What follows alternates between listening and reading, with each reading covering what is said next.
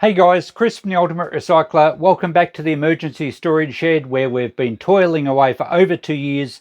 Something out of this room every single week. We have to, or we're never going to get it empty. So this week there's a shelf right behind me. We've nearly finished that. I'd like to actually get the shelf out of here as soon as I can. There's 2 items on the bottom. So let's see what we've got down there for episode 109. Getting this shelf out will be great because it opens up more of the side shelves where I have to get back and move some other stuff that I've put there. We haven't done the top shelf either. We've got some CRT TVs and computer monitors and things. There's the computer monitor down there. That's one of the things we have to address today. And whatever's in that blue tub, let's see if we can pull it out and have a quick peek right now. Not sure how heavy it is. Oh, not too bad. What's this? A big there's a couple of big timber pieces. That's probably the base of a standard lamp. And this one may even be as well. I'll have to work out what we're going to do with those. Oh, an old fire extinguisher. A very early handle for a shovel. And a bit of hardware. A bit of general shed bric-a-brac. Let's get it through to the bench where we've got a bit of light and we'll go through it. Yeah, it actually is quite heavy when I have to lift it. I guess it slid easier than it became airborne. Just before we get into this, thank you everyone for your fantastic support with Christine's recent news about breast cancer. And we've started a second channel and we're feeling so much internet love and support that it's just fantastic. So thank you heaps for that. We're going to keep videos happening on that channel regarding our cancer journey and our progress. It's looking not as devastating as when we first heard the news, but it's still obviously a pretty serious event. So if you want to keep up with that, hop along to the other channel. I'll put a link underneath. But we're trying to keep our main channels as normal as possible, and I need to do unboxings here each week from that shed. So let's get into it, see what we can find today. That is heavy. So what's making it so heavy? Let's just pull it all out and have a look, and then we'll sort of sort through it. These timber bases are quite nice. They're very old ones. And I'm sure we'll do something with those, whether we do or whether we sell them for someone else to create something from them. Fire extinguisher is fairly heavy. It looks like it's still fully charged. Might be handy just to hang up in the shed just in case. So I have got a couple of extinguishers here, but you can never have too many fire extinguishers. And this old handle, it's a really nice early piece of timber, but it's quite weathered. I think it's probably something I'll just stick in the shop for $5. I don't know. I'm assuming it's a shovel handle. It's possibly been broken and someone's carved it down to a point for some reason. We'll just call it an old relic and put it in the shop for $5. Sometimes I don't even name things. Sometimes it just gets too complicated. I'll just put a price and see how we go. All right, we have quite a lot of old hardware and stuff in here, and it looks like some sort of box in the bottom. Lots of early cupboard hardware. Escutcheons. Well, that's some quite nice stuff actually. That's just a light gallery, but I do use those. We have some old finials. That's possibly the end of a curtain rod. And then there's drawer knobs. Whoops, there's a few drawer knobs here. These have the timber threaded bolt. So you find those on early 1900s chest of drawers, even earlier than that actually. Then it looks like there's a bit of hardware that's new in packet. That's a brass doorknob. There's a couple of those. We should be able to sell those. I won't be keeping them. Drawer pulls. That's just a decorative handle with a lion's face on it. Not sure what that's off. A very old finial. That probably would have been off a early dressing table or Duchess or something. Another light gallery. Well, I'll keep those, and I've explained previously that I keep these for actually fitting to suitable light shades. Then I can put a light fixture through the top and I can hang it in the shop.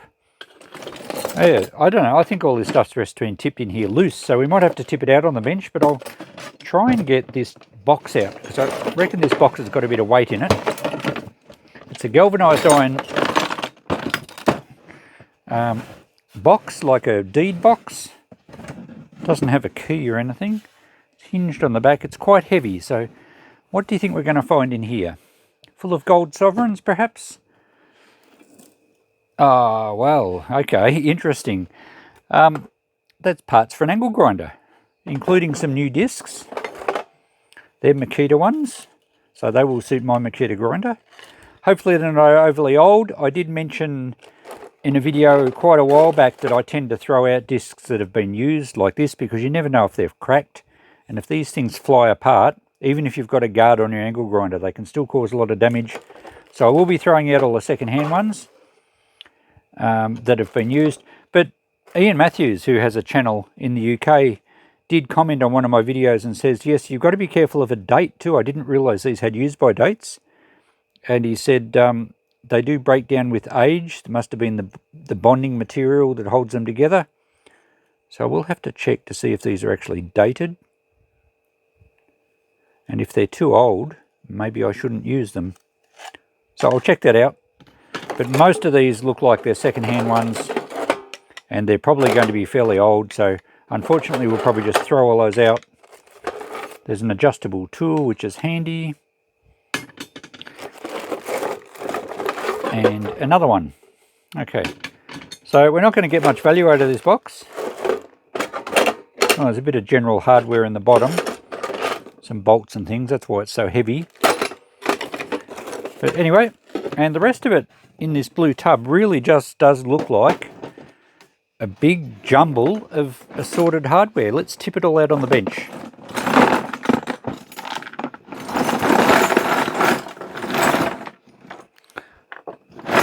How's that for an assortment? Well, it looks like I've got some sorting out to do. That's a large, it looks like a gear knob, but I don't think it is. Even a leather handle from an old suitcase, and a pressed metal handle from a suitcase. Bits of timber, that's a foot of something. Now, I'm not really doing furniture restorations. I don't have room. I don't really have the desire to do furniture restorations. I've got too much else I want to do.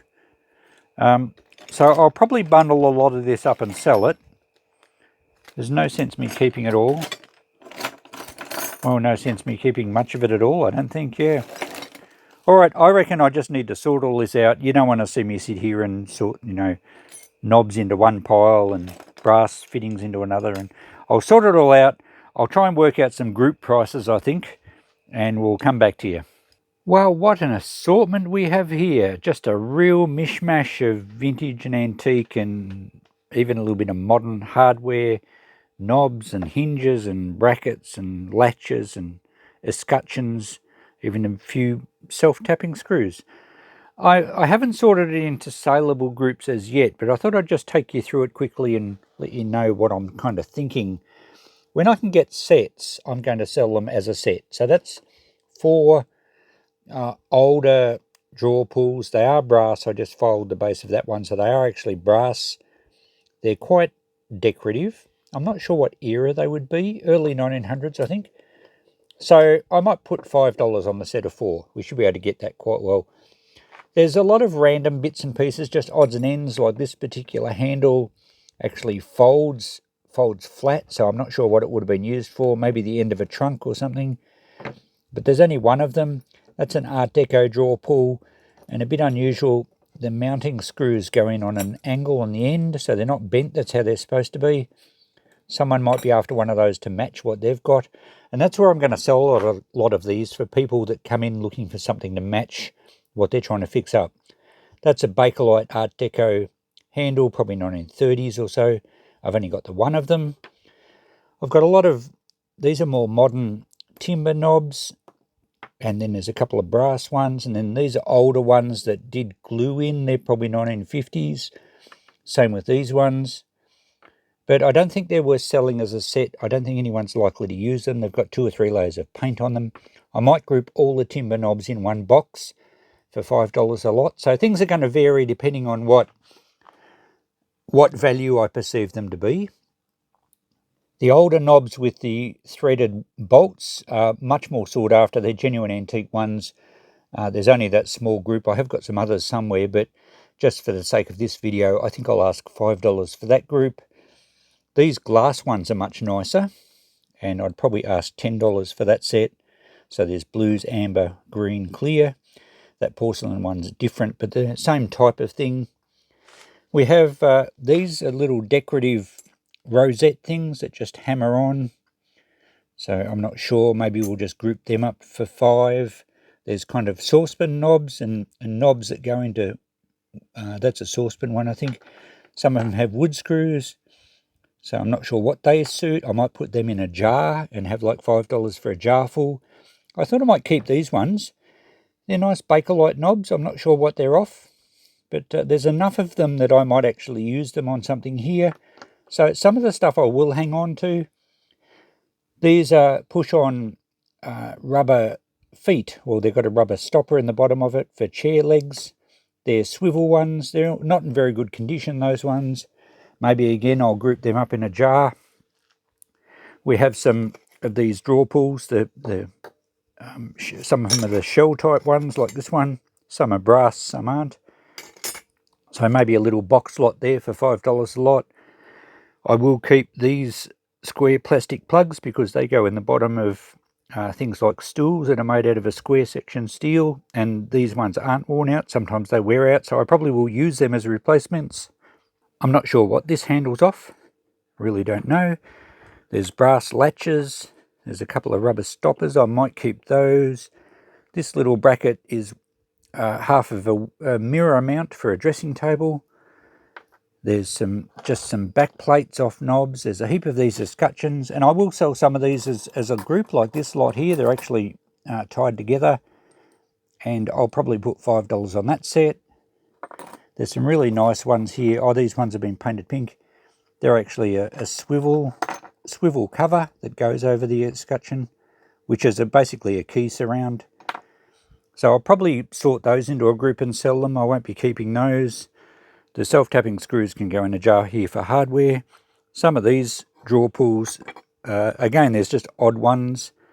That looks like it was a doorbell ringer control. It's brass. That's an old ice chest latch with the keeper. So yeah, all sorts of stuff. This one here was the finial from a curtain rod, but I think it's quite modern. So, and you know, to not help it even further, it's painted mission brown. That might go in our firewood box. The handles for suitcases, leather. There's a pressed metal one there. This wire one's possibly off the end of an army box. I might hang on to those because I might use them. I don't know. I don't want to keep too much stuff. I know I'm not going to really do furniture restoration, so most of the general hardware concerning that will be sold. I thought a lot of these latches and things I might just put in a box at $2 a pick. So all sorts of different sorts. There's a couple of plastic, well, a set of plastic feet from something. I have got a selection of various feet in the shop, so maybe I can put them with there for $2 a set. There's some really nice old brass latches. Some of them are very early, but I'm not going to keep all those. These are just really just pieces of wood, but they were the basically the door swivel to keep a door closed. And you know, they're virtually worth nothing to sell, but I may well use something like that. That's a sort of a metal cast iron thing that does the same job. So a few odds and ends that I may use I'll keep, but I think the rest of it I'll sort into groups to actually sell. But geez, what an assortment, hey? Bits of everything. Even some nice decorative ones. I don't know what. I don't think that's anything in particular other than just a brass decorative piece. So yeah, I might just have to have an assortment of $2 a pick and see how we go. But the things that I can group up, I will. All these latches here are off 1950s kitchen dressers. So yeah, they will probably go in one lot. Certainly an interesting mix. This here is a timber. It's threaded. And I'm pretty sure that's the end of one of those hand crank drills. I think they have it. Some of them had a breastplate end on them. Some of them just had a timber end like this that you could unscrew. And inside the handle was a selection of drill bits. So I don't have really any real use for that. I'm not likely to find one that's going to fit. So again, maybe just put it all in the $2 box at the shop. Well, a special $2 assorted hardware box, and let people pick, because I do have a lot of people in trying to match up various pieces of hardware, and they often say, You know, do you get any Art Deco cupboard handles? And I say, well, yeah, go and have a look in the corner over there. You might find something. So, yeah, it's going to take a bit to sort out, but that's my plans. Well, after a couple of days of not being in the shed and now a great deal of sorting, I have processed all this stuff, and there's a box on the floor I'll show you in a minute. I've got my notepad worked out, so we've finally got some decisions made, and I think you'd be proud of me. I've been tough. So what have we got? Well, the timber stuff, as I mentioned, all this stuff's basically kind of $5 each. In fact, I think I even went $5 each on these nice timber bases, so someone should jump at those. There's some new brass knobs in packet. They were, I think, $9 on the price sticker, so 5 each. Jar of kitchen stuff, $5.